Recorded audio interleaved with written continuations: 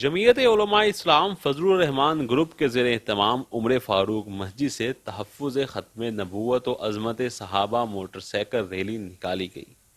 Rally میں ضلع بھر سے ہزاروں فرزندان توحید نے شرکت کی۔ ریلی کے شرکاء موٹر سائیکل، رکشوں اور دوسری سواریوں پر سوار تھے اور ہاتھوں میں پارٹی پرچم بھی اٹھا رکھے تھے۔ شرکاء نے مختلف بینرز اور پلے کارڈ بھی تھامے تھے جن پر تاجدار ختم نبوت زندہ باد اور عظمت اہل بیت و صحابہ کے حوالے سے نعرے درج تھے۔ ریلی کا باقاعدہ آغاز عمر فاروق مسجد سے ہوا جو کہ اپنے مقرر کردہ روٹ سے ہوتی ہوئی عباس چوک، ریلوے روڈ، جی پی او چوک سے جناح گیٹ پر پہنچی، جہاں پہنچ کر ریلی نے باقاعدہ جلسے کی صورت اختیار کر لی۔ ریلی کی قیادت صوبائی general secretary J U I F مولانا صفی اللہ کر رہے تھے۔ ریلی پر جگہ جگہ گلپاشی بھی کی گئی اور شرکاء کے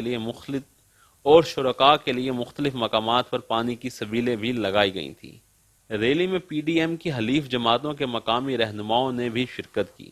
ریلی سے خطاب کرتے ہوئے مقررین مولانا صفی اللہ، عبد المجید خان خنان خیل، رانا محمد اشرف، نعیم اللہ خان شہانی، حاجی محبوب احمد ملک اور دیگر کا کہنا تھا کہ حکومت قادیانیت نواز پالیسیوں کو ترک کر دے ورنہ اس کے سنگین نتائج برآمد ہوں گے۔ محمد اسلم بلوچ، 12 نیوز، بکھر۔